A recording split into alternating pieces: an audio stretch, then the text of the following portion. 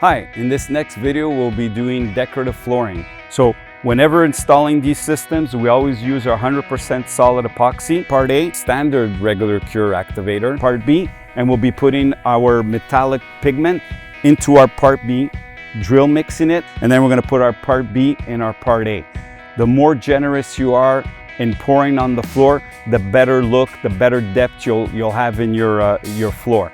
So to have a beautiful, seamless design, you want to be able to go in at least at 40 square feet per gallon.